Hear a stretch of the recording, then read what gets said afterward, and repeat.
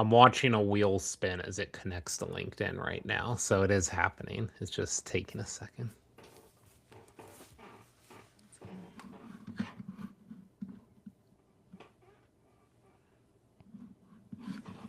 Now we're connected. Let's see if we're live yet.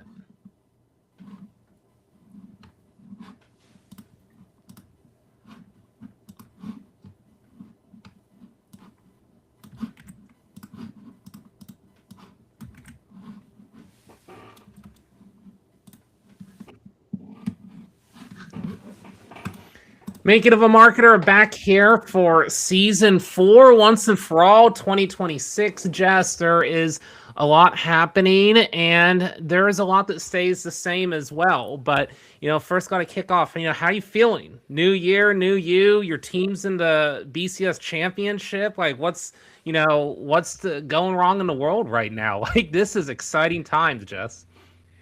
I am loving what is happening right now, especially from a college football perspective. So, yes, I went to Indiana University. I actually worked for the Athletic Association during my time there, worked for the football team, and I will tell you, that was a very different story than where we are now. I always joke around with Andy that I was in the alumni box and these alum would come in and they'd be 60 years removed from campus and they would be they'd be together and they'd be wearing their old outfits and I had to entertain them after loss after loss after loss. So it was, incredible stories and experiences, but this energy is Match. unbeatable. And I am Yep. so excited. I can't believe this. I feel like I'm living in an alternate reality. For the Peach Bowl, they showed Mendoza's LinkedIn profile and talked about how he's only on LinkedIn and YouTube. So I'm a part of a social platform that is trending. So that's like the one alternate reality. And then two, my team is winning and going to the And national undefeated. championship. Don't short them Yeah, either. Not no, in a championship, undefeated. haven't Yes. lost a game. So this would be a historical season It's all it's around if they can complete it. it is such an alternate universe right now, but I'm loving it. I'm here for it, and this energy is out of control. And as we go into today's episode, you're going to hear some new themes for season 4. And I'm going to even reference like kind of where I'm at with some of this right now as we welcome our guest today. And, I've said a lot on the show. We've talked a lot, Jess, about how we really handle the thought leader, creator, influencer, LinkedIn, go do your thing strategies. So, Jess, I told you this year I'm coming in my 50 era. So I am trying some very unique things that cross over from the TikTok to LinkedIn world, LinkedIn back to TikTok, trying to do marketing talk. And we'll dive into this more, Jess, but over 25,000 views on TikTok in the last 30 days for me with just throwing darts at the wall. So I do feel like authenticity has some value. And from starting this from scratch, I'm like, hey, I'll take it. So, but with that, we are welcoming in Monique Saar. She is someone who is going to kind of tie this all together as president at De Vitesse. Vitesse? I butchered it again, Monique, Devitas. but That's Vitesse, all there we good. go. But also someone, a speaker specialist at BNC and partner at Revision. You've done a lot of different things from automotive to creators to athletes. So we're excited to kind of tie this all together and have you on the show today. Yeah, thank you so much for having me. Excited to be here.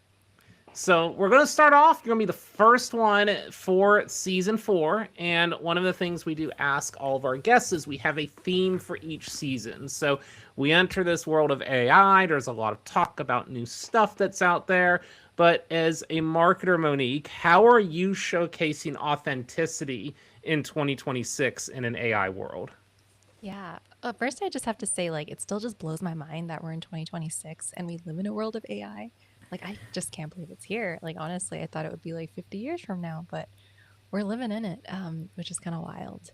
So, I do feel like AI, at least for us and our team, like, it really does speed things up. but AI doesn't give you that judgment or that discernment that I feel like comes from lived experience. And so I feel like, in this world, everyone's using the same tools, everyone's getting that efficiency and, but they're losing that edge. And I think the edge is like your perspective and like your hot take on things. So, in this world of marketing, if clients are paying you for clarity and direction, they should be able to get that strategy and your POV of things versus just speed alone, if that makes sense. And I feel like that's the way to stand out too. Monique, is there any way to use AI to get to that edge or to get to that strong point of view?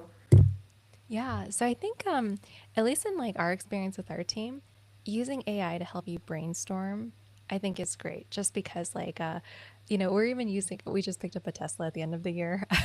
So totally just like, going into that whole self-driving thing, like I still can't believe we live in a world of self-driving too. But anyways, we'll have Grok on and I'll just use that quiet time to just brainstorm with it and just like save the notes.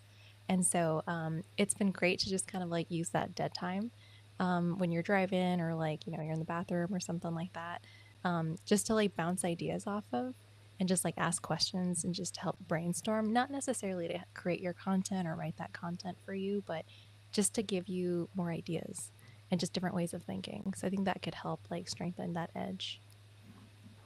So Monique, now let's take it back and talk about your career as we lead into some of the topics today. So you already like gave us a little bit of a teaser there, talking about your role in automotive, but you're doing a lot of things right now. So like tell us about how this all comes about, your expertise, starting your company, all the things and everything in between. Yeah, so I got my start in finance and did that for about 8 years. And it got to the point where it felt like golden handcuffs. And we were having cake celebrating one of my colleagues' like 50th anniversary at the firm. And, all of a sudden I had like this panic attack where I felt like I couldn't breathe. So it was like a movie moment, had to like excuse myself, go to the bathroom and look in the mirror and like, is this really what I want to do for the rest of my life?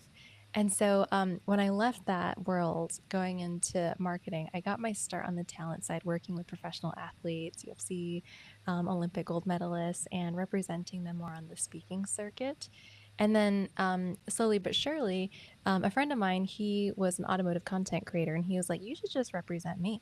So he got an opportunity to speak for Hot Wheels out in Los Angeles. And so I was like, yeah, sure, why not? And so that's kind of what opened up the door to like the automotive world where I started working with like professional race car drivers, automotive content creators. And that's kind of how it all came to be. Now representing them on the content creator side. I feel like I'm selling like the same thing, but different, if you will, because the product is the person, right? If it's like the content that they're creating or if it's like maybe a speech that they're delivering or a message that they're trying to get across.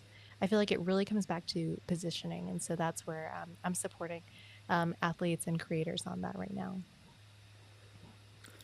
I just have to say, this is a little off off topic, but it is tied to it. One, I feel like I understand your journey just based on your voice, like because you have a very calm and like relaxing presence, and it's like you have a voice that, yeah, I'm listening to it, and I like trust what you're saying. So I don't know if you've ever been told that, but I feel like that could play into thought leadership and the way these athletes and everyone, these creators that you worked with, play into that. So yeah, that's just a comment, just observation, loving your voice. And Thanks so much. two, Really appreciate it. I want to know like what happened like right after you had this aha moment. Right after you had, the breakdown, like the, oh boy, like things need to change. Like tell us a little bit more about like what you did, because I think it's incredible that you had the aha moment, but then I feel like a lot of fear could be holding back people from making that type of transformation. Yeah. So I feel like a big part of it for me was I just felt like I was made for something more, but it took me about like 8 months to finally leave finance. And coming from like an immigrant family, it's like, oh, what are you taught? You're taught to just like get a good job and work really hard and just do well at it. And I kind of had all those things. I had like the multiple houses, multiple cars, and all of these things where it was just like, but is this really it? So I think I was missing in that sense of fulfillment and really lacking in that. And I think the biggest fear was like, what am I going to do? Because I felt like, I was on this path, like, go to college, do really well, get a good job, do all of that. But then it's like, at that point, I felt like I was reliving my college experience all over again when everyone's like, you need to pick a major, like right now. And you have to decide, like right now. And I felt like I was kind of reliving all of that. So what I did, I actually just went on LinkedIn and just started like, kind of like speed dating a bit, but just trying to figure out like what were people doing in their careers, like what did they love about what they were doing, and like what made them successful and why they were still doing it. So I remember like reaching out to like an investment banker because like that's a very glamorous thing to do in finance, right? And I thought that was the thing. I reached out to someone that was, they were doing more stuff in the athletic world. They weren't an athlete themselves, but they were working like more on the strength and conditioning side. And then I had also reached out to someone that was in the banking realm and talked to each one of them. The investment banker was the most interesting to me because he was like, it is truly like the golden handcuffs. He's like, I'm way too old to get married now and have kids. And so he's like, if this is what you want your future to be, yeah, the money's great. I drive a Porsche, but it's like, what's it all for? And then when I was speaking to the banker, it was kind of very similar in that regard too, where it was just like, it just felt like so safe. Right. And then when I spoke to that strength and conditioning coach more on, like, cause he was like doing his own thing and starting his own business in that. Whilst I didn't really go into the sports world, I was really inspired by like his entrepreneurship and how like he got to have his own schedule and he got to choose his own clients and be really selective about his time and who he got to spend his energy with. And I think that was like super attractive to me. And so when I was still trying to figure out what I was going to do, it was a very serendipitous time. And I think I got really lucky in a sense where it was around the time of the pandemic, where I don't know if you guys remember that app called Clubhouse that had Yes. came out. Yeah. I And was so, super excited about it too because, yeah, yeah. I have radio background. So like when I was Yes, like, oh, yes, they're going yes. into like voice on social media, I was like, this is gonna be awesome. But I know it kind of stalled at a certain point. But Yeah. for what it was worth, I liked Clubhouse. Oh, 100%. I remember when I like got my first invite, right? When it was like, the invites only and stuff too. I spent like a disgusting amount on that app in the first week. It was just like, I think I probably spent like maybe 60 or 70 hours on that app during that first week. I remember falling asleep in one of the rooms. Like it was just, I think it was during a time where everyone was craving that human connection and just being able to talk to people. But throughout that experience, Yahoo Finance did an article on me being one of the top like business influencers on that app. And so that was kind of like my claim to fame as my like influencer moment. But my old mentor had found that and he he was speaking and he was a coach at the time and he had reached out to me and he had asked like, hey, do you want to help me with my speakers division? And so that's kind of what exposed me to Mm. working with more professional athletes, and helping them with like the speaking circuit, which I knew nothing about, but at the time I was just like, I was just always like really gravitated to his message and what he did for people, and I'm like, yeah, would love to join your team. I know nothing about this, but we'll figure it out. Yeah. And I really like this, Monique, because I think this fits a couple of purposes for what our listeners tend to enjoy on the show. The first purpose is there's a lot of people that come into marketing from unorthodox areas, and I want to continue to promote that because inevitably in every marketing room that we tour across the nation, there's your 30 years I did everything, got an MBA, like marketing person, and that works. There's also the person I did 10 years in another career, kind of found my way into this and bring a new perspective. That works also. The other thing I'd like to add is you're talking a lot about kind of the golden handcuffs, creativity, like finding what you enjoy. We actually find a lot of the golden handcuffs within marketing itself. Like I've talked to a lot of marketers that are, hey, I'm a paid marketer. We check the boxes, we do the billboards, we do the things and go home. And it's so many times I'm like, I know they have some more juice than this. Like I know they have it in them. It's kind of like, are they allowing kind of that risk taking aspect, which kind of leads us now into our main portion here of the conversation. Is what I really want to talk to you about is you are building partnerships. You're an expert in creating partnerships between different brands, between influencers. And this is going to be, of course, heavy business. But yet what you're selling sometimes is the person, which is the creative aspect. So how are those really married, and how, like, what is like the connector to explain it? Because a lot of times I see, like, for instance, I have a thought leadership program, or this is a thought leader ad, and it's sold as a product, but the experience is creative. So where does that all come together for you? 100%. I like to talk about this like from the standpoint of like an activation, right? Because whatever juice that we're pumping into this activation has to serve some sort of purpose in that specified amount of time. So creative must serve like a clear commercial goal, if that makes sense. So this is the part where I like to bring in the finance background, right? Where we have to talk about ROI. And we all know ROI is this very elusive thing in the marketing world. But how do we quantify that when we're working with like creators and brands and creating that partnership? So I really, really dive into what it looks like from the activation standpoint and what that actually looks like. So if the brand's goals are really clear and set around like if it's brand awareness or if it is actually driving conversions, like what are the KPIs and the metrics we actually want to measure from there? But if it spans something like outside of that, where brand awareness is one of those things where obviously we can measure the impressions and the reach and things like that. But where I take it one step further is I explain that we really want to actually weave this into the creator's brand DNA, if that makes sense. So what we really want to do is make it look like it's something really true and organic, where I think that brand ambassadorships are making a comeback, where, that creator is really just becoming synonymous with that brand's name. And I think that has been like one big missed opportunity that I see a lot of creators making, because sometimes they just do that one-off deal. They get really excited about that, that one-time payout. But then to people that are following, right? Like we've been in this long enough where we've been consuming content for years. And I feel like people can tell if it's like a cash grab, right? Where if it's just like a one-time thing versus if we can like structure this into something that's more long-term, we weave it into the brand DNA of the creator. They're showing up for in-person activations as well. It really becomes like, one and the same. And I think that's where we get the biggest benefit from seeing those brand partnerships come alive. What else do creators need to focus on this year, and especially as we continue to rev up in this AI world? I mean, it is here. It's not going anywhere. So I'm just really curious, like, what are you observing, and what do we need to grab onto? Yeah. Well, it's something that Andy had mentioned before too. I think it's coming back to this whole idea of authenticity, right? Especially in a world of AI where we have AI content now coming out. And I always have to tell my mom, like, hey, that's, did you fact check it? Like, that's totally AI.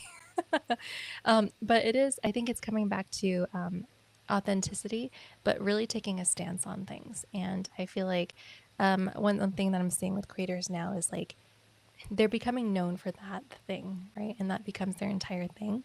Excuse me. And then once that, excuse me, once they can like really dive into their niche on that, I think that um, once they become known for that, it's a lot easier for them to expand into some other areas. And so certainly like, being consistent in that, but it really comes back to positioning, because I see a lot of creators that might be getting this deal here and there where it's like $500 or $1,000, but how are they getting like the bigger deals, right? And I think that really comes back to positioning, because for so long they've just positioned themselves as these creators that can just do like a placement for XYZ. And now they're trying to position themselves where like, okay, now I want to be the brand ambassador to get like a 5-figure or 6-figure or 7-figure deal. So I think that's one thing that I'm seeing now is like creators really trying to dial in their message as far as like, okay, this is the thing that I want to be known for, and this is my lane that I'm going to stick to. How about, Monique, when you're talking to someone in the entrepreneurial world? So, what Jess and I will do on a lot of our day to day is we'll go into companies and talk to different leaders. It could be the CEO of the company, and it could be a VP, and it could be just someone that works at the company. But we're trying to get them to understand the value of showcasing themselves as a brand, whether it's their personal brand or personal brand is attached to a brand. But so often, what we see from a leadership perspective is once they become known leader of company Y on subject B, I always talk about you now own that conversation. So I think about things like original research. I think about things like what are we doing in 2026? I think about financial reports. Like people just see it all the time because you've now created that ownership lens in it. But also there is that type of creative side. So like the go-to that I've been saying constantly is that are you talking about this already? Check yes, because you're speaking at conferences, you're on the news, you're doing those different things. Now, B, how are you putting it into a modern format? So, is there any type of magic, maybe with the entrepreneurs, some of those folks that maybe think a lot more finance, Monique, and like how do they start thinking creative marketing, Monique? Yeah, 100%. I'm so happy that you hit on this because I feel like there's so much behind like, that founder story or like the leadership, that like is the face behind it all. But at the end of the day too, it's not like, you can take all of that, you really want to be able to take that experience and then turn it into like a platform online, right? But certainly like you mentioned, like becoming like that subject matter expert is definitely number one. But I think there's this whole power behind like shared influence as well. So, one thing that I've recommended for like founders that are like trying to establish their personal brand is to actually partner with other influencers in adjacent categories. Maybe not the same category, but adjacent categories. And then doing things like lives together or even like collaboration posts together as a way to just kind of like start to bringing some of those audiences in. And then I think the more that you do it, I feel like a lot of content creation is just putting in reps. And the more reps that you put in, that's when the creative really comes out. Cause I imagine like even, for the two of you when you're first like showing up, it feels very textbook and scripted and like super planned, but now it's to the point where like you could just riff and you can just do the thing and like your personality really comes out after putting in those reps. I find that the most common when working with leaders and founders because, yeah, they've like had so much success creating like this incredible business, but now when they're like trying to like step out into the light and like show off their personal brand a bit, they feel very stiff, and it's just like, I know that's not the same you that really built out this business, but it's only like able to come out of that when they're putting in the reps.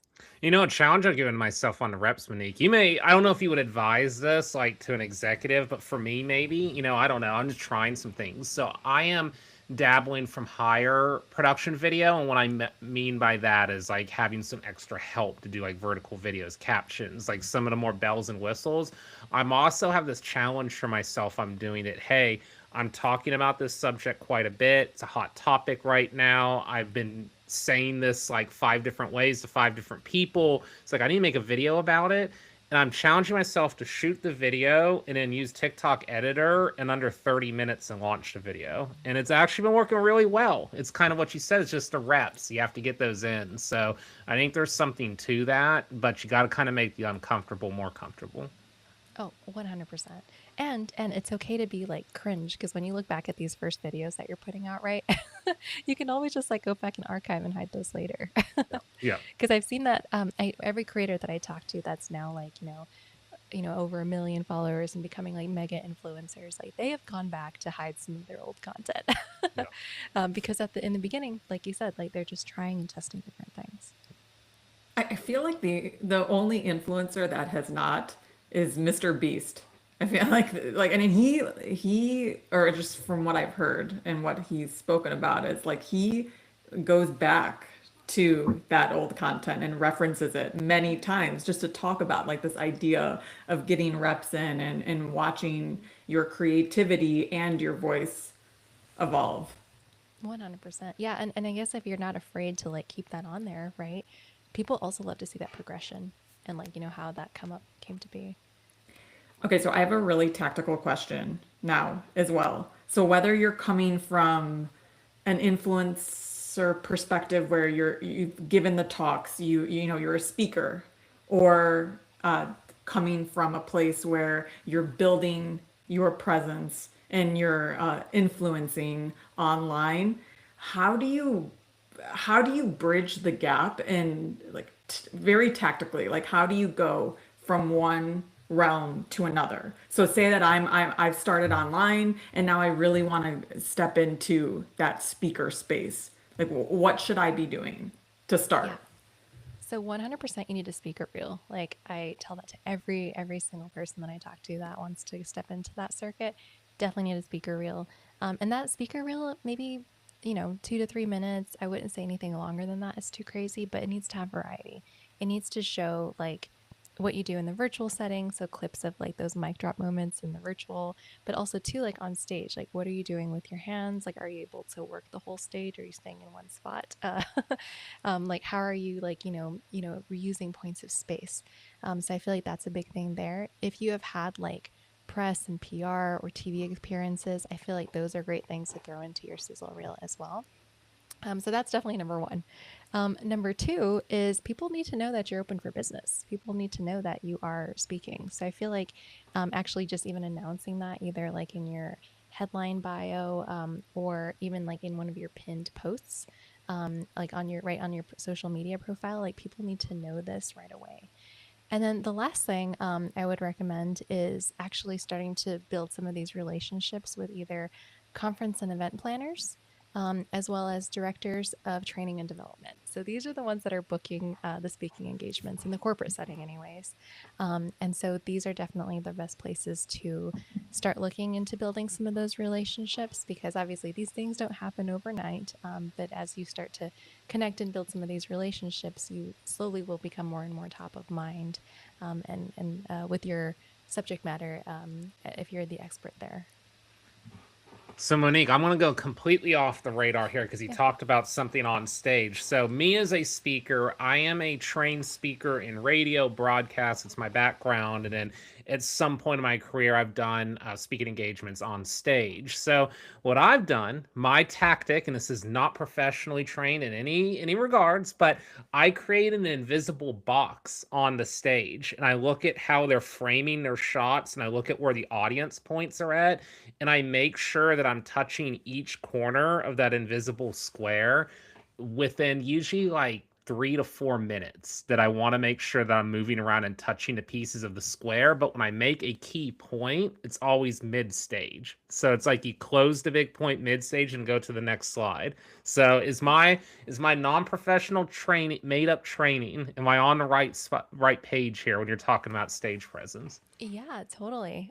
Because like when you have like those mic drop moments, you really have to like bring it back for people, right? And it's Mm-hmm. even like things that you do with your hands, right? If this is like one of those really important things, like that, I think that's a really great way to use space.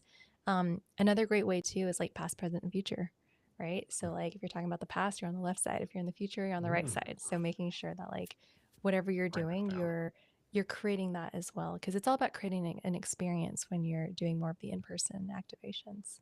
I'm writing that down, Jess. There's always like Yeah, a key thing I take away from each episode. That one, I'm like putting a giant sticky note, Monique. So next time I love it. speak, I'm gonna have that. I've never thought about the past and Yeah. present.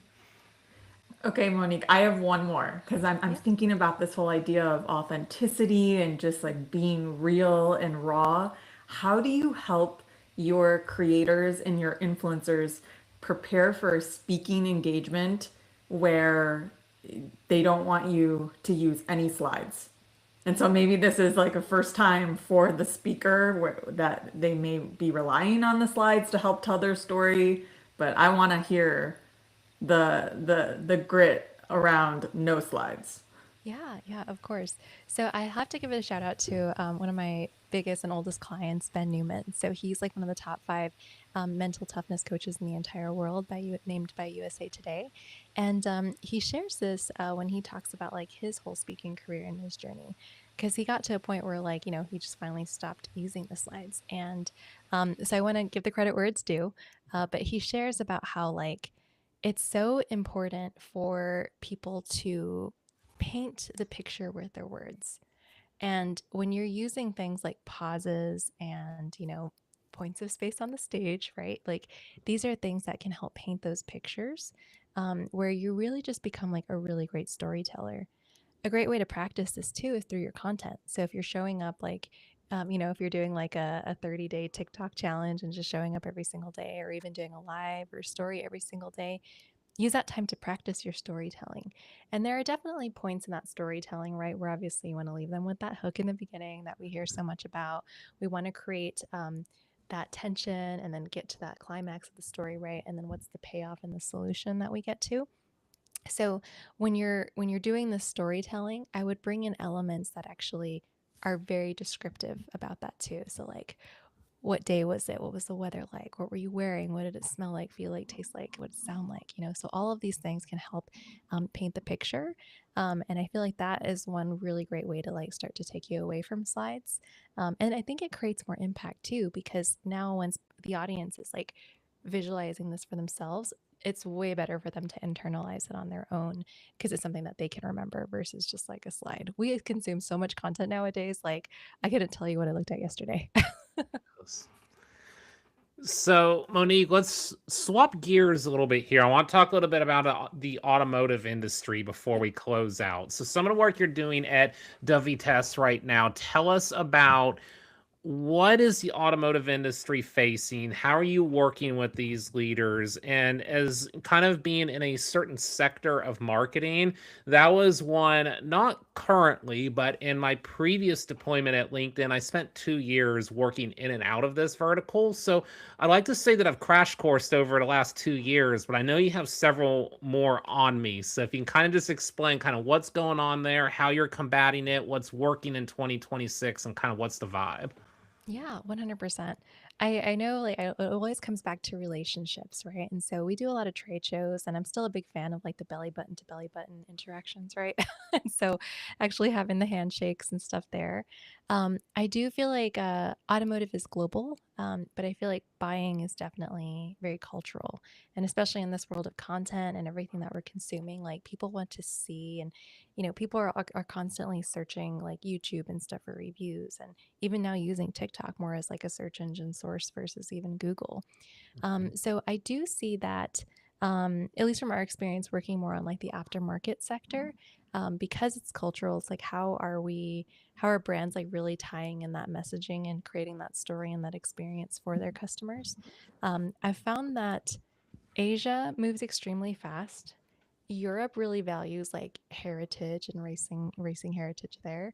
And I feel like in the States, everyone really values like the proof and like, is do things actually work, right?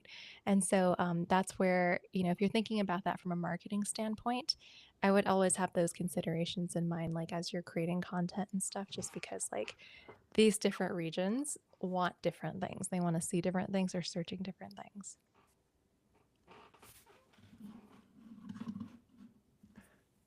So, as you think about now, Monique, Jess, Andy, the making of a marketer, we've been doing this thing for 4 seasons now, and we're altering some of what we're doing in terms of short form content. So basically, the strategy: long form, break it down to short form, bite size, key elements, adding in a newsletter. That's going to be something new that's coming for our guests.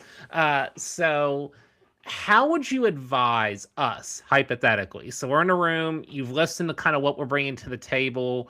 Are people that we're trying to get to our target audience, anywhere from marketers from entry level to CMOs, kind of like wide, loose, broad style marketing?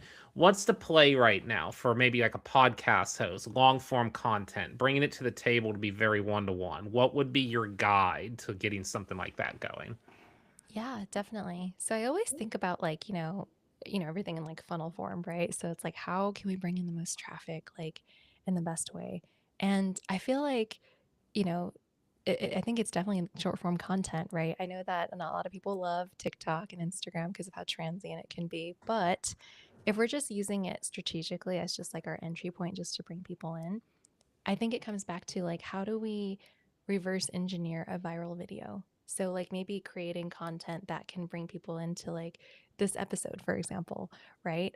Maybe we start that off with like when with one of your TikToks, right? It could be something where you give a hook that's like specifically one of your hot takes, and then we basically can lead people into into that long form by redirecting them to watch that episode. I feel like a lot of brands definitely do miss the mark when it comes to short form because they don't want to do it because they feel that it is so transient. But I think if we look at it strategically as like, hey, we're just looking at this to bring in more traffic, more eyeballs, and then coming back to that whole idea of shared influence as well, right? Like having influencers, creators, like even potential partners, like also reshare that content. I think that all brings it back to what you're already doing. So really can just help to like supercharge what you're already doing with your system that you have so far. And Jess knows that's my number one note for this year is content sharing. Like we've taken some notes on some of what our strategy looks like, tossed around like what are our capacities for different things. Like the big thing you see on my like notebook, like my little notebook right here for those watching video, you'll see this like big bolded circles like content sharing strategy. So that's something that we're really delving a lot more into as we go forward. Love it. Well, I will wrap us up here, Monique, as we enter 2026. Much of what we've been talking about for this episode. When you're advising clients, once we change this new year, I don't know if you're a New Year's resolution person or not, but what is the big thing that maybe is changing for you and what stays the same for marketers entering this new season? Yeah, that's such a great question. I feel like the big thing that even when like I'm advising clients too on the brand side is probably fewer creators but bigger deals.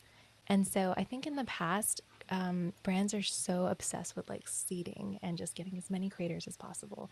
But I think that might be the shift this year going into 2026 because I think it comes back to just what we talked about in the beginning, like weaving it into that creator's brand DNA, actually creating brand ambassadors where they become like your walking, spokesperson, billboard for the brand essentially, and they're showing up to more events, more activations for you.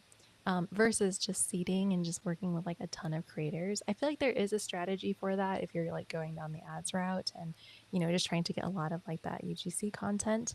But I feel like when we're looking at the partnership side of things, I think it really is coming back to just like doubling down on the creators that could really, make a difference for you and just like choosing like, 3 to 5 that could really be solid for you for that year. Pay them like you would, for like 5, 6 figure deal as if they were like part of your team already. And I think that also creates more ownership and accountability from their side too. So they will run through walls to make sure that things will happen for you as a brand as well. So I definitely feel that is a really big shift going into 2026 because these brand ambassadors will also create more community. And I think community matters way more impressions do. So I'll leave it Yep. with that. Always comes back to community. 100%. Well, Monique, I know we're at time. This was a wonderful trek into community authenticity, some creator strategy. And, obviously I could have probably done like another 30 minutes just on the automotive industry, just out of curiosity. But I know that our guests will have a lot of learnings from this. Be sure to give Monique a follow on LinkedIn. I see you putting some content out there as well. We could do, we do 30-day LinkedIn challenges too. Jess and I have tried them before. The velocity of these posts sometimes can get intense. So you got to dabble between long and short form, but great content. Looking forward to seeing what you're going to be doing across all of your different projects here in the future. And a big thank you for coming on today. Thank you so much as well. Really appreciate you guys. Hope you have a great day. Thank you. Thanks, Monique. Bye, Monique. So, Jess, that was a great way to start the year. And, we talk a lot about creators on this show, but I don't know if we've ever had someone that's more of the managing creator side. So I think this was a new angle than probably talking like to creator themselves, for instance. Totally. This ties together very well and the direction that we're moving and the importance of creators and influencers. And I do believe AI does play into this now is well, because you're really trying to break those. What were you to calling it the golden Oh, handcuffs. I feel yeah, like that's what it's turned into because they're right. There is so much content and there's so much now being created by AI. It's becoming a test to see like, is this real? Is this authentic? Is this genuine? And are you able to break those handcuffs and unlock your creativity? yeah, and something that I'm doing, like I've told a lot of people, hey, I'm gonna loosen some of my content up because I'm just like curious more than anything. Like I'm curious about the platforms, I'm curious about the creative strategies. I'm finding it interesting some of the posts that I do that get a significant amount of views and the ones that don't. But I think that so many of our creators, they're kind of when they're getting started, they're so focused on some sort of tangible goal because within a marketing room, within a business, you have some sort of tangible goal. However, I will say, while I think that's good in certain capacities, I do think when creators start to figure out what their content sphere is, I feel like they need to do it almost without that. They need to do it what makes me feel creative, what makes me feel energized, and then start taking notes as to where the people react, what they like, and kind of start from there. And that's what I've been trying to do. So it's an interesting journey, but some videos said Jess, I've shot and edited some of these in under 30 minutes, and some I'm like, can't pull that off. I need help. So I'm trying to find that balance. Yes. Well, I love what you're doing and what I'm seeing on LinkedIn. I think it's fun and fantastic. Slightly unhinged at times, but not This- out of control. It's a little dancing, a little music at times. Um, it's trying to just blend some marketing knowledge together, and I think that's what all we're trying to do. And we had unhinged and weird in such a good way. I sometimes now when I see your new stuff, I feel like, oh man, you're incorporating your broadcast Yeah. experience. I'm seeing Radio Andy come out on LinkedIn and I want to see more of it. No, it's funny you brought that up because I've kind of when I started developing this, it was basically Crash was Radio Andy, and Crash is like it's myself as the radio host, but it's a very energetic version of myself. So like a very uncontrolled energy. So I'd say it's like Crash is like coming back, but more in like an older, refined way. And you're exactly right. I guess some of the stuff that I'm incorporating a bit just because, let's let off the speedometer a bit and kind of just have some fun with it. And I think that that is probably one of my biggest critiques across marketing creators right now. So I'm going to say like all, like just like not one channel or the other, just all marketing creators is I feel like Jess, I'm getting the same AI tips from 800 different people. And I'm not going to, me, like I kind of want people to do their thing. I don't want to be harsh on marketers, but I want it to be authentic. That's what my ask is. And for me, I am never going to be like the X's and O's authentic. That's not my authenticity. Like I put that in, but I think I'm more personality driven. It just doesn't fit me. So I'm trying to like zig when others are zagging right now. I think I said that right. Yeah, zigzag. It's Yeah. all good. And I love it. I think that's spot on. Totally. And a fast follow and thread to carry Monique's words through. I did not bring it up because I felt like it could be opening a can of worms, but I'd love to get her back on to talk about all of this and Yep. the movie F1. I think Yeah. she would have a very strong opinion. I was so close to asking her, but I'm like, oh man, I cannot open this up right now. We could have a whole show on it. I haven't, hold on. I'm pulling it up right now. I I know it's what on it the top is. of my yeah, it's Yeah. on the top of my mind because we just watched it recently over break. And Yeah. I have no exposure. This was my first exposure to F1 and I started to look into reviews. The director of the movie, I mean, I'll step back. Brad Pitt Yeah. is the star. He is the influencer, and there's also too another fantastic actor. Well, see, that's the thing. It's like I don't know if he was an actor or also in F1, but anyway, he plays opposite Brad Pitt, and he was fantastic. But it just there's a lot of influencing, and there's a lot of talking about F1 and there were tons of product placements. So I was thinking of the brand ambassador piece that Monique was talking about. Yeah. But then I Otto's start, involved in that, yeah, definitely. yeah, and it was high adrenaline. The director also shot oh my gosh, Top Gun, the reboot of Yeah. Top Gun or Maverick, and I love that movie. So it was like you had that same type of energy. Brad Pitt a little bit wanting to be like Tom Cruise. That's what I kind of got in this with doing some of the stunts, but the way it was shot was amazing. But then I started to look into the community and people that actually watch F1 and like very strong opinions Mhm. about this movie and how F1 is portrayed. So I'd Yeah. love to get Monique back to talk Yeah, about if this it's because it accurate is or all not. tied. Yeah.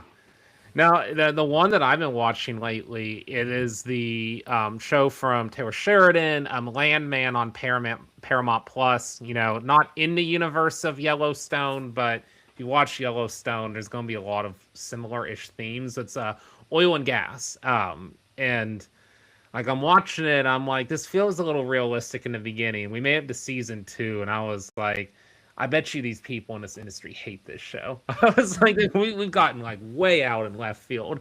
And I always feel like that with cinema. Like I feel like there's parts of it that start with a thread of true authentic portrayal. And if you're not careful, it ends out in left field. So like I don't know. Like I'm not a director or whatnot. I don't know like what the right element is, but I feel like that happens a lot. So it's like baseball for me. That's like my love. So when I watch a baseball movie, it's sometimes it's hard when and I understand the community. It's hard to like watch it get like I don't know like altered for a different kind of audience, but I also get it for the mainstream audience. Definitely, yes. This felt like, bringing others in, catering to a broader audience, and I've Yeah. just seen the community, the very opinionated community go off. Yep.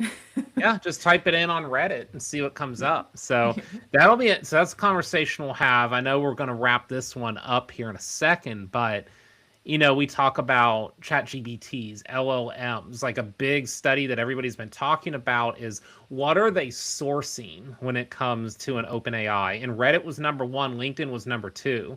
So that's going to be a theme that's going to be fascinating to me for us to talk about. So like something you're talking about, Jess, if I Googled, is F1 portrayed correctly? And if there is like 5,000 people just wrecking it on Reddit, then the first thing that's going to come up is no, blah, blah, blah, blah. Audience says it's not portrayed correctly, and here's why.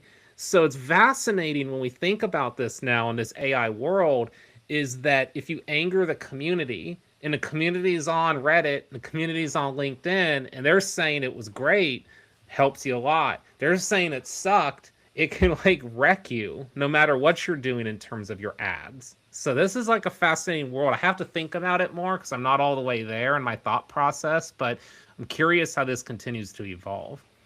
When I did a similar search, it wasn't the exact words that you just said, but I did a similar search, and that's where all the creators in the community, their YouTube videos came up. Hmm. And it was all about, no, this is not portrayed correctly. This was a joke. It was ridiculous. So then, that piqued my Yeah. interest. Yeah. And that might come into play more and more because I'm not sure if the LLMs read um, YouTube the same as like written text yet. So I think that's my opinion why that one was lower on the charts that I've seen, but it's early days. So Yeah. there's a lot to be changed still. And I think that, that's already like a big thing because you're going to get your feed. It's going to be curated to it because you probably watched a few videos. So now you're going to get tons of them. But now it starts tapping into the AIs too. It's going to be super interesting how all of that plays out. Totally. I know it's all connected. It's wild. The Yeah. Wild West. Because then I thought about it and it's like this is such an opportunity, going back to Monique's point with having that strong point of view, then now this helps the creators. So it's Yeah. like it's totally an ecosystem. And Yeah. what do we call it? A flywheel? That's something that I feel like our team has just started to use. Yeah. And I didn't really know about it until last month. So now I feel like Flywheel is. That's right. I've been Googling terms, for my entire marketing career. It's like, hey, does blah blah blah blah blah. I'm like, huh. And then my camera goes off for a second. Like it's like me going to Google and typing that in. It's like, oh, I know what that is. Turn it back on. Yes. I'm not gonna announce to this crowd what terms I've had to do that for, but you can imagine as someone that was in B2C marketing and showed up in B2B one day, you can imagine what those terms were in the middle of a client conversation that I had to figure out. I'll admit it. I ask too. I mean, most of the time, especially in customer meetings, I ask because I am the least savvy when it comes to all of these Yeah. terms. No, But it's good learning. You got to learn every day, right? and you might be savvy in something that they're not. Like one UGC. Like that's one that you and I, like all marketers, will say. You drop that acronym out of a marketing room, people have no idea what you're talking about. So, like, you're always an expert to someone. They're always can be an expert to you. You just gotta have that banter. Try to use less acronyms. That's my rule. Definitely. But we'll wrap up here, Jess. 2026. We're fully in gear now, season 4. So look forward to some episodes coming up, trying some new things. We're still trying to get the Influencer Roundtable on tap, at least at some point here in the early months of the season. But until next time, we're up and going. Bye. Bye, everyone.